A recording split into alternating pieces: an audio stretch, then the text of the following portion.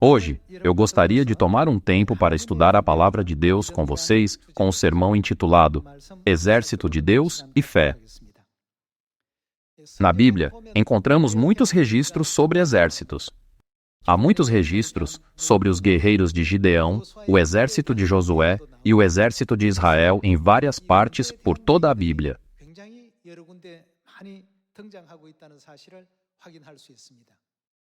Podemos pensar, Deus nos ensinou que a Bíblia é o livro que dá a toda a humanidade sabedoria que guia à salvação. Por que há tantas histórias sobre exércitos? Esse é realmente um ponto intrigante. O exército não é uma organização que lida com o que diz respeito diretamente à vida? Uma força militar pode ser vista como um grupo especial colocado em uma situação onde, se não aniquilarem o inimigo, eles mesmos correm risco de aniquilação. Hoje, vamos estudar a vontade de Deus através da Bíblia com um sermão intitulado Exército de Deus e Fé. Vejamos a segunda epístola a Timóteo, capítulo 2.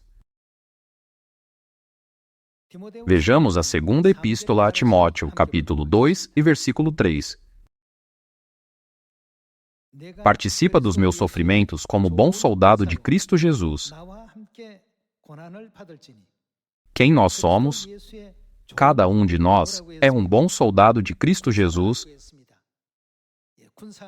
Um exército não é um corpo formado por cada soldado se reunindo? Participa dos meus sofrimentos como bom soldado de Cristo Jesus. Nenhum soldado em serviço se envolve em negócios desta vida, porque o seu objetivo é satisfazer aquele que o arregimentou. Isso é o que a Bíblia nos ensina. O que a Bíblia diz sobre nós?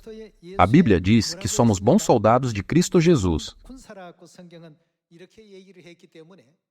Vamos descobrir como o exército e a nossa salvação estão conectados através de algumas cenas na história da Bíblia. Primeiro, vamos ver o exército de Gideão.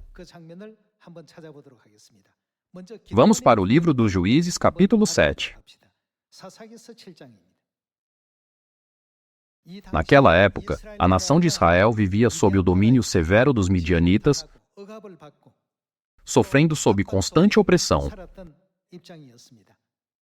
Através de Gideão, Deus libertou os israelitas da opressão midianita e os guiou para que eles pudessem recuperar a sua liberdade e soberania.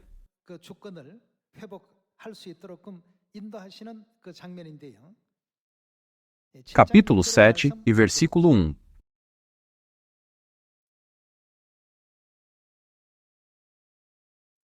Versículo 1 está escrito: Então Jerubaal, que é Gideão, se levantou de madrugada, e todo o povo que com ele estava, e se acamparam junto à fonte de Arode, de maneira que o arraial dos midianitas lhe ficava para o norte, no vale, defronte do outeiro de Moré. Disse o Senhor a Gideão: É demais o povo que está contigo, para eu entregar os midianitas nas suas mãos. Israel poderia se gloriar contra mim, dizendo: A minha própria mão me livrou. Apregou-a, pois, aos ouvidos do povo, dizendo: A quem era a mensagem? Quem for tímido e medroso, para essas pessoas, volte e retire-se da região montanhosa de Gileade. Em outras palavras, aqueles que tremiam de medo, aqueles que não acreditavam que Deus tinha dado a glória da vitória aos israelitas, aqueles que não acreditavam que Deus estava dirigindo e guiando todos esses eventos, todos aqueles que tinham medo de serem mortos por seus inimigos, o que eles foram instruídos a fazer? Volte e retire-se da região montanhosa de Gileade. É realmente uma honra se tornar soldado de Deus. Mas Deus mandou todos os soldados que não tinham fé de volta para casa, dizendo: Volte e retire-se. Todos que permaneceram e atuaram como soldados tinham fé absoluta em Deus.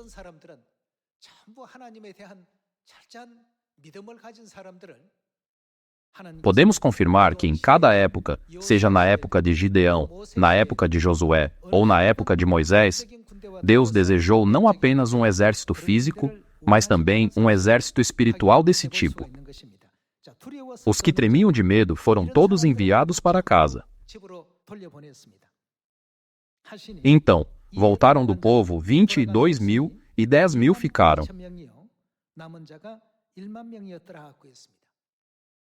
Entre os 32.000 homens do exército, 22.000 tremiam de medo. Em outras palavras, eles eram aqueles que não tinham fé em Deus. Todos foram mandados de volta para casa. Deus disse que até mesmo os 10.000 homens de Gideão eram muitos. Deus não permitiu que o número de pessoas, fossem muitas ou poucas, fosse o fator que determinasse a vitória ou a derrota. Ele nos mostra que o verdadeiro problema não era o tamanho do exército, mas sim a sua fé. Quanta fé eles tinham em Deus, e que tudo, no fim, se originou da fé. Vejamos o versículo 4. Disse mais o Senhor a Gideão: ainda há povo demais. Faze-os descer às águas, e ali tos provarei. Aquele de quem eu te disser, este irá contigo, esse contigo irá. Porém, todo aquele de quem eu te disser, este não irá contigo, esse não irá. Fez Gideão descer os homens às águas. Então o Senhor lhe disse: todo que lamber a água com a língua, como faz o cão, esse porás à parte, como também a todo aquele que se abaixar de joelhos a beber. Foi o número dos que lamberam, levando a mão à boca 300 homens, e todo o restante do povo se abaixou de joelhos a beber a água. Versículo 7. Então disse o Senhor a Gideão: com estes 300 homens que lamberam a água eu vos livrarei, e entregarei os midianitas nas tuas mãos, pelo que a outra gente toda que se retire, cada um para o seu lugar. Entre os 32.000 homens do exército, 22.000 tremiam de medo. Apenas os 10.000 homens permaneceram. Eles disseram: não estamos com medo. Nós seguiremos a vontade de Deus até o fim. Mesmo entre os 10.000 homens, Deus viu que havia aqueles que, embora corajosos naquele momento, podiam se ajoelhar de medo quando enfrentassem certas circunstâncias, e ele os separou também. Quando os peneirou, apenas 300 permaneceram. Quando vemos a incrível obra de Gideão, que derrotou dezenas de milhares de inimigos com os 300 guerreiros da fé,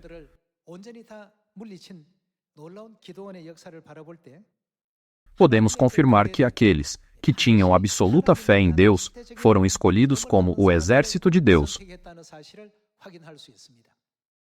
Deus peneirou todos os que seriam influenciados pelo ambiente, condições ou circunstâncias.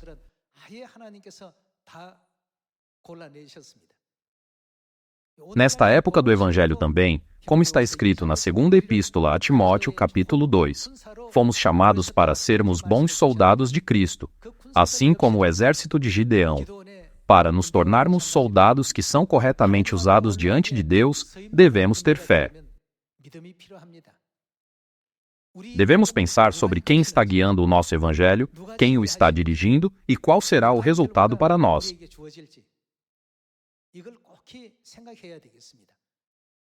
Aqueles que têm medo pensam: e se falharmos? E se surgirem problemas por causa do nosso fracasso? É por isso que eles vivem em constante medo. Deus já preparou tudo com antecedência, tudo o que precisamos fazer é ir. Ele nos instruiu a ir a Samaria e aos confins da terra e fazer discípulos de todas as nações. Ele estabeleceu tudo o que devíamos fazer. Porém, alguns duvidaram pensando: isso realmente funcionará? Eu não sou capaz. Dada a minha situação, eu não acho que isso seja possível para mim. Dessa forma, em vez de pensar em Deus, eles continuam focando apenas em suas circunstâncias. já que eles continuaram focando apenas nas circunstâncias ao seu redor. Eles, no fim, se encontraram entre os 22 mil que Deus removeu dos 32 mil e novamente entre os 10 mil que foram excluídos dos 300, sem nem perceber. Irmãos e irmãs, Deus não olhou para o número de pessoas, nem escolheu uma pessoa com base em suas artes marciais ou esgrima. Quando Deus os escolheu, o critério sempre foi se eles tinham fé absoluta nele ou não, e ele deu a vitória a essas pessoas. Através da Bíblia, podemos confirmar que Deus realizou e cumpriu toda a obra do Evangelho que ele pretendia através daqueles que tiveram essa fé. Vamos ver brevemente a cena da vitória no livro dos Juízes, capítulo 7. Vamos para o versículo 19. Capítulo 7, versículo 19. Chegou, pois, Gideão e os 100 homens que com ele iam às imediações do arraial, ao princípio da vigília média, havendo-se pouco tempo antes trocado as guardas, e tocaram as trombetas e quebraram os cântaros que traziam nas mãos. Assim, tocaram as 3 companhias as trombetas e despedaçaram os cântaros. E seguravam na mão esquerda as tochas e na mão direita as trombetas que tocavam e exclamaram: Espada pelo Senhor e por Gideão. E permaneceu cada um no seu lugar ao redor do arraial, que todo deitou a correr e a gritar e a fugir. Ao soar das 300 trombetas, o Senhor tornou a espada de um contra o outro, e isto em todo o arraial, que fugiu rumo de Zererá até Bet-sita, até ao limite de Abel-meolá, acima de Tabate. Então, os homens de Israel, de Naftali e de Azer e de todo o Manassés foram convocados e perseguiram os midianitas. Quantos soldados morreram dessa forma? Um grande número de soldados, 135 mil homens, foram derrotados lá. Mesmo que 300 homens apenas gritassem, um resultado incrível aconteceu. A estratégia de Deus para a vitória, o método para a vitória, é profunda. Nós, humanos, não podemos imaginar. Podemos pensar: como podemos atacar nossos inimigos? Quantas pessoas podemos matar com flechas? Quantas pessoas podemos matar com espadas? Quando a vitória virá a nós? É inimaginável que 300 homens matem 135 mil. Porém, Deus, sem nenhuma dificuldade, guiou toda a história de tal forma que a vitória foi para o exército de Gideão. A única condição que Deus considerou foi a fé do exército. Dessa forma, ele escolheu essas pessoas. Alguns deles tremeram de medo e hesitaram, pensando: e se não funcionar? Embora fosse o exército de Deus, liderado pelo próprio Deus, eles estavam com medo, tremendo e ansiosos como se fosse um exército liderado por homens. Todas essas pessoas foram desqualificadas por Deus para não fazer parte do exército. Quando vemos a surpreendente obra providencial de Deus no passado, como ele tomou apenas 300 homens que ele considerou dignos e destruiu os 135 mil homens de uma maneira realmente extraordinária, como se eles fossem nada, nos é mostrada a resposta para a pergunta: com que tipo de mentalidade devemos participar do Evangelho de Deus hoje, como aqueles que foram chamados para ser soldados do Evangelho? Não devemos perder ou esquecer os caminhos que a Bíblia claramente nos ensina.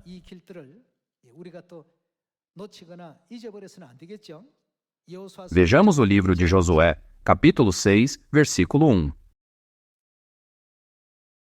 Como sabemos muito bem, foi aqui que Deus concedeu aos israelitas a vitória na conquista de Jericó, colocando Josué na linha de frente.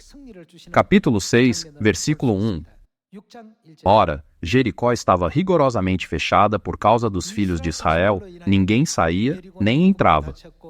Então, disse o Senhor a Josué: Olha, entreguei na tua mão Jericó, o seu rei e os seus valentes.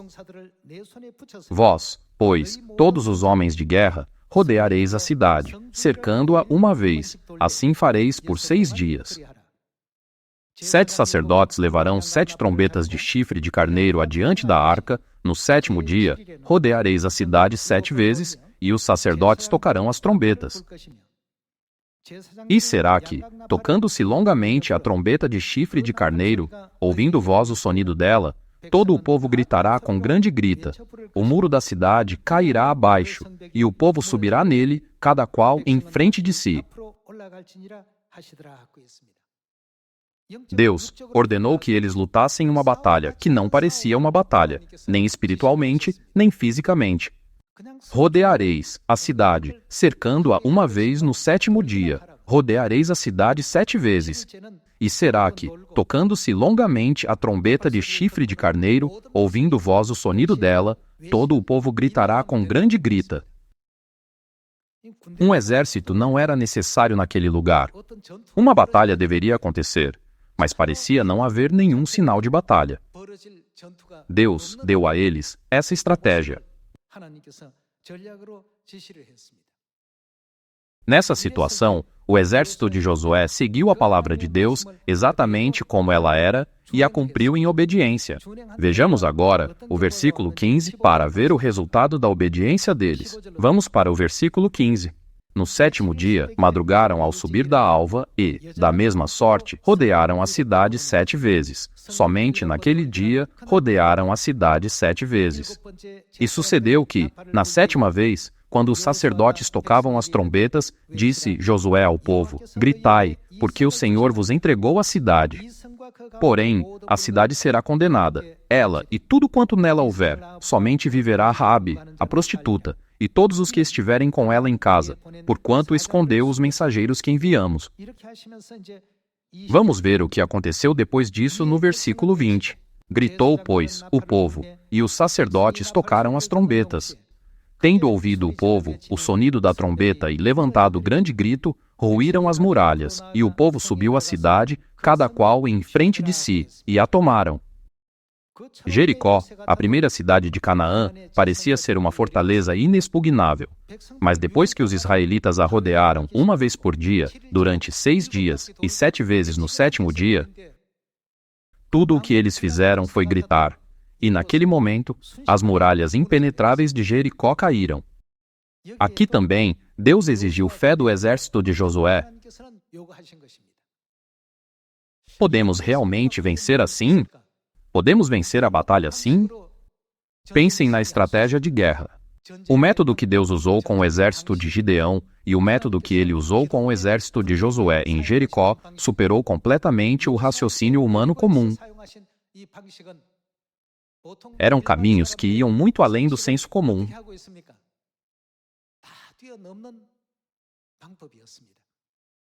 Por isso, precisamos prestar atenção ao fato de que, ao longo de todas as épocas, Deus guiou o exército de Israel de maneiras que estão além da compreensão humana. Então, que tipo de pedido e ordens Deus está dando ao seu exército espiritual nesta época? Nesta época, se agirmos com fé como Josué e Gideão, seguindo os mandamentos de Deus, o que acontecerá? Tudo certamente será cumprido de acordo com a palavra de Deus. Porém, temos a tendência de focar nas circunstâncias. Temos a tendência de olhar para a situação, examinar nossas condições, observar o nosso entorno e considerar as opiniões dos outros. O exército de Deus é um exército que marcha adiante com fé em Deus. Isso não é verdade? Quando fazemos isso, Deus certamente nos dá o resultado que Ele prometeu e predestinou. Porém, nos preocupamos com muitas coisas até concluirmos a obra.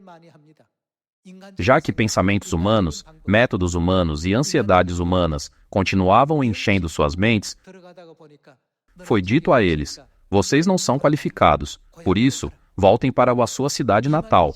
E 22.000 deles foram enviados de volta. Dos 10.000 homens restantes, 9.700 voltaram para suas cidades e Deus usou apenas 300 para alcançar a vitória. Isso mostra que Deus sempre realizou a sua obra do Evangelho através do exército celestial da fé, independentemente de o número daqueles que tinham fé ser muitos ou poucos. Então, qual ordem Deus deu ao exército do Evangelho na época do Espírito Santo? Vamos ver o Evangelho de Mateus. Mateus, capítulo 24. Vamos ver o Evangelho de Mateus, capítulo 24, versículo 13. Aquele, porém, que perseverar até o fim, esse será salvo. E será pregado este Evangelho do Reino por todo o mundo, para testemunho a todas as nações. Então, o que acontecerá? Virá o fim. Jesus primeiro esclareceu o seu exército do Evangelho sobre esse final. E será pregado este Evangelho do Reino por todo o mundo, e a obra do Evangelho chegará ao fim. Vamos para o capítulo 28. No mesmo Evangelho de Mateus, vamos ver o capítulo 28, versículo 18. Jesus, aproximando-se, falou-lhes, dizendo: Toda autoridade me foi dada no céu e na terra.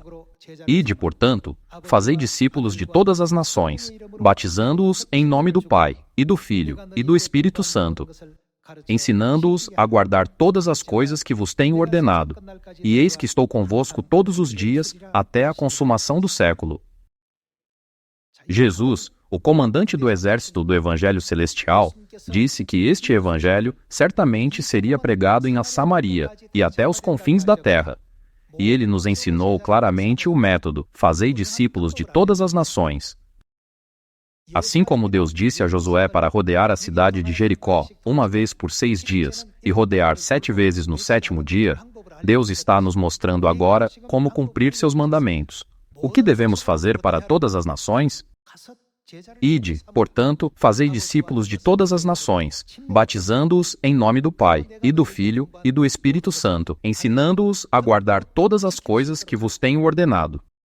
Como está escrito em Mateus 24, quando isso acontecer, a conclusão do Evangelho do Reino dos Céus será cumprida. Seja o exército de Josué ou o exército de Gideão, eles procederam exatamente como Deus disse. Então, o que aconteceu? Eles receberam todos os resultados exatamente da maneira que Deus prometeu. Então, como é o exército do Evangelho de Deus hoje? Devemos crer que Deus cumprirá tudo como Ele disse e prosseguir com o Evangelho. Não devemos? Deus nos deu as palavras e será pregado este Evangelho do Reino por todo o mundo. E até que essa obra seja completamente realizada, o que Ele disse que faria por nós? Quando vemos o livro de Isaías, capítulo 41, Ele não diz: Eu te ajudarei? Nós somos os soldados do Evangelho do Reino de Deus. Deus mesmo nos guia e nos ajuda.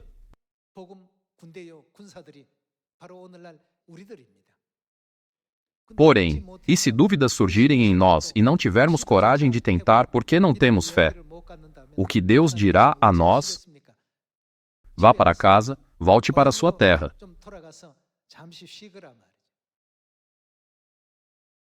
Seja o exército de Josué ou o exército de Gideão, o exército do Evangelho que é chamado por Deus e recebe a missão deve ter fé. Devemos prestar atenção às palavras que Deus nos dá e ter absoluta convicção de que essa obra certamente será cumprida como Deus prometeu. Esse é o Evangelho da Igreja de Deus que devemos realizar. Nós também devemos ser como guerreiros de Gideão e exército de Josué. Ao invés de manter um pensamento simplista, eles apenas venceram porque Deus realizou um milagre. Devemos nos perguntar: por quais meios Deus realizou o milagre? Qual o papel de Deus e o dos soldados? Quando Deus disse: Ide, os soldados foram. Quando Deus disse: Fazei discípulos, eles fizeram. Quando Deus disse: Batizai, eles batizaram. E quando Deus disse, ensinai-os o que vos ordenei, eles os ensinaram e guiaram a obedecer. Enquanto estamos fazendo isso, esse evangelho está sendo pregado a todas as nações em Samaria e até aos confins da terra, sem que percebamos. Mesmo que vocês não tenham feito isso, uma igreja foi estabelecida em Ushuaia e até mesmo em lugares remotos que vocês nunca estiveram. Quando Deus diz, eu farei tudo, então não se preocupem. Apenas marchem uma vez por dia durante 6 dias e 7 vezes no 7º dia. Tudo o que precisamos fazer é seguir exatamente como Ele diz. Então, o que acontecerá com o Evangelho? Deus não prometeu de antemão que esse Evangelho será pregado ao mundo inteiro?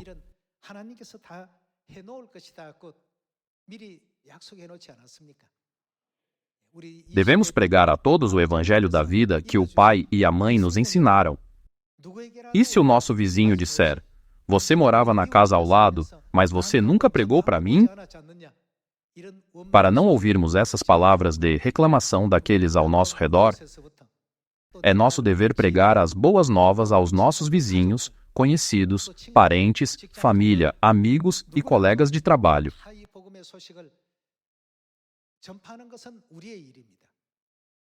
Alguns deles ouvirão e outros rejeitarão. Porém, se não os informarmos, o povo celestial entre eles nunca terá a chance de receber a verdade. Portanto, devemos informar a todos. Nunca esqueçamos a nossa missão, somos os soldados do Evangelho do Reino de Deus. Devemos nos tornar aqueles que dão graças ao Pai Celestial e à Mãe Celestial 10.000 vezes por sua graça, de nos permitir participar de seus grandes passos e dar-lhes grande alegria e glória ao produzir belos frutos de obreiros do Evangelho. Deus não considera nenhuma outra qualificação nesse assunto. De acordo com a Bíblia, a qualificação mais importante para o exército de Deus é a fé. Vamos marchar com vigor no caminho do Evangelho, com fé de que todas as coisas serão cumpridas de acordo com a palavra de Deus. Eu gostaria de concluir o sermão. Muito obrigado.